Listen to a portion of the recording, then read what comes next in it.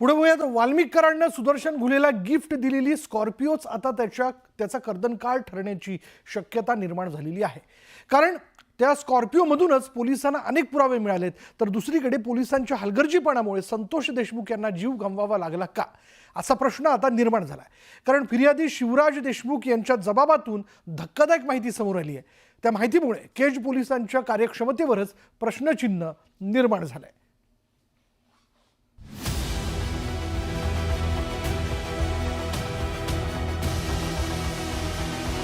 Valmik कराडनं Sudarshan घुलेला gift दिलेली हीच ती स्कॉर्पिओ MH44Z9333।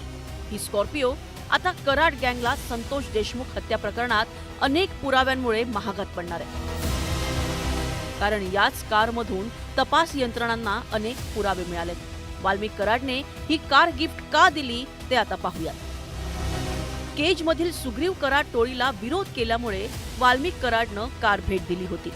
वाल्मिक कराडचं काम पाहण्यासाठी आणि दबदबा निर्माण करण्यासाठी सुदर्शनला कार बक्षीस देण्यात आली। टोळी वर्चस्वातून सुग्रीव कराड आणि सुदर्शन घुले यांच्यामध्ये अगोदरच वाद झाला होता। सुदर्शन घुलेला 6 जानेवारीला आवादा कंपनीत मारहाण झाल्याचा व्हिडिओ सुग्रीव कराड टोळीनं व्हायरल केल्याचा आरोप करण्यात आला होता।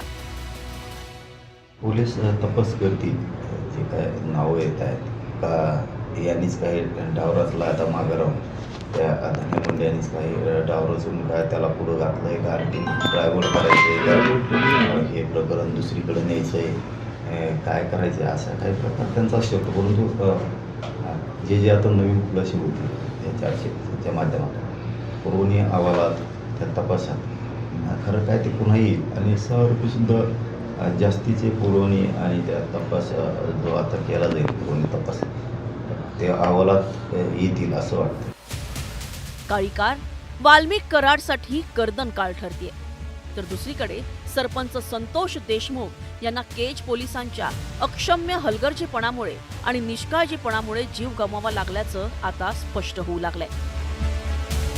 फिर्यादी आणि संतोष देशमुख यांचे कार चालक शिवराज देशमुख यांनी त्यांच्या जबाबात ही धक्कादायक माहिती दिली आहे। संतोष देशमुख यांचं अपहरण झाल्यानंतर शिवराज देशमुख पोलीस स्टेशनला गेले होते।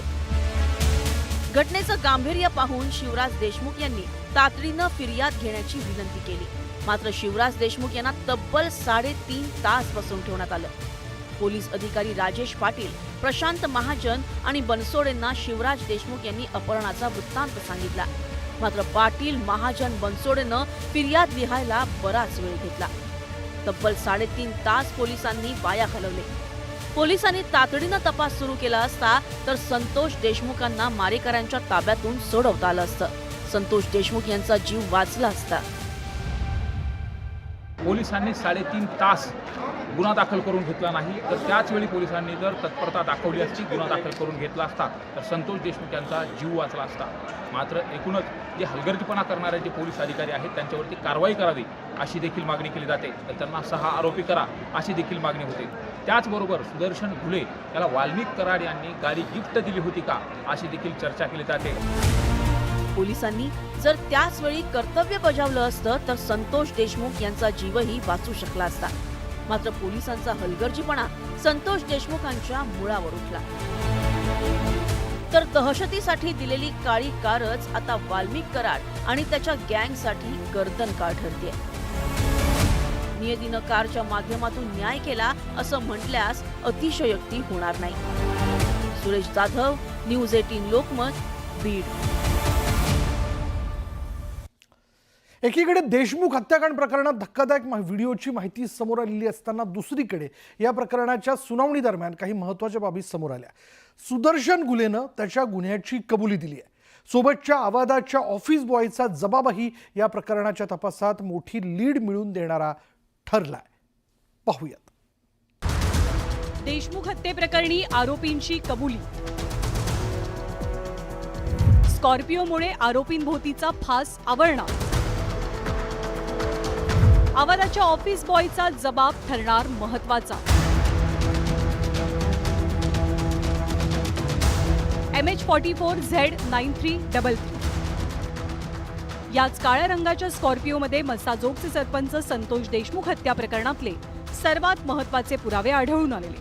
कारण हत्येच्या दिवशी या स्कॉर्पिओमधनं कराड गँगनं संतोष देशमुखांचं अपहरण केलं आणि आता आरोपींना शिक्षेपर्यंत पोहोचवण्यासाठी ही स्कॉर्पिओ महत्त्वाची ठरणार आहे.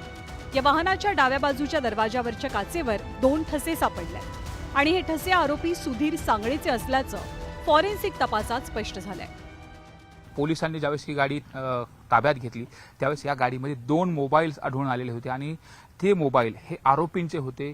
त्या मोबाईलमध्ये आता CIDला एक तपासामध्ये नवं सत्य समोर आलेलं आहे आणि त्यामध्ये संतोष देशमुख यांना टॉर्चर करून मारत असतानाचा जो व्हिडिओ आहे तो CIDच्या हाती लागलेला आहे.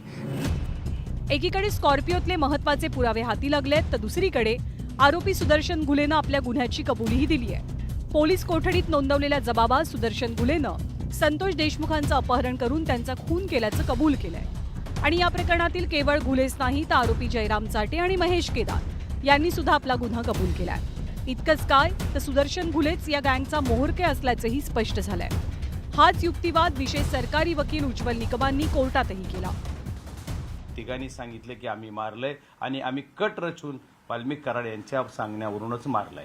तर ते अत्यस्ती मी पहिल्या दिवसापासून मानतो की या कटाचा मास्टरमाइंड तोच आहे. त्याच्यामुळे ही जी गोष्ट आहे ते पोलिसांसमोर आज यायला आणि पोलिसांसमोर जनतेसमोर येण्यासाठी जवळपास 105-10 दिवस लागलेले आहेत. या संपूर्ण प्रकरणात आवादा एनर्जी कंपनीच्या ऑफिस बॉयचा जबाब महत्त्वाचा ठरणार आहे. ऑफिस बॉयच्या जबाबानुसार 6 डिसेंबर 2024ला आवादा परिसरात घुले आणि त्याच्या साथीदारांनी गोंधळ घातला. हा वाद थांबवण्यासाठी वॉचमनमध्ये पडलेले असताना त्यांनाही मारहाण झाली. दरम्यान सुदर्शन घुलेनं मी वाल्मिक कराडचा माणूस आहे, कंपनी सुरू ठेवायची असेल तर 2 कोटींची खंडणी द्या नाहीतर कंपनी बंद करा अशी थेट धमकी दिली. त्याचवेळी संतोष देशमुख आले आणि त्यांनी कंपनी बंद पाडू नका अशी विनंती केली. यावर सरपंच तुला बघून घेऊ, तुला जिवंत सोडणार नाही अशी धमकी सुदर्शन घुलेनं दिल्याचं ऑफिस बॉयनं आपल्या जबाबात म्हटलंय. देशमुख हत्या प्रकरणातले अनेक पुरावे समोर येत असताना उबाठाचे नेते संजय राऊतांनी एक आरोप केलाय. ह्या आरोपीच्या आकाला वाचवण्याचा प्रयत्न या राज्याचे गृहमंत्री काही काळ करत होते.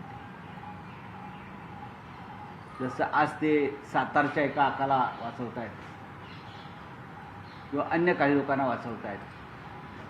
कुणाल कामराच्या स्टुडिओवर हॅबिटेटवर ज्यांनी हल्ला केला आणि जे कुणाल कामराला ठार मारण्याच्या धमक्या देत आहेत त्यांनाही वाचवलं जात आहे. महाराष्ट्रामध्ये कायदा सुव्यवस्था याची अवस्था अत्यंत दारुण झालेली आहे. याचं कारण गृहमंत्री हताश, हतबल आणि गोंधळलेले आहेत. या खटल्याच्या पहिल्या सुनावणीत विशेष सरकारी वकील उज्ज्वल निकमांनी जोरदार युक्तिवाद केला. तसंच हत्या प्रकरणातल्या आरोपींच्या सहभागाविषयी सरकारकडे असलेले पुरावेही सादर केले. त्यामुळे आरोपींभोवतीचा कायद्याचा फास अधिकच घट्ट झालाय. सुरेश जाधव, न्यूज 18 लोकमत, बीड.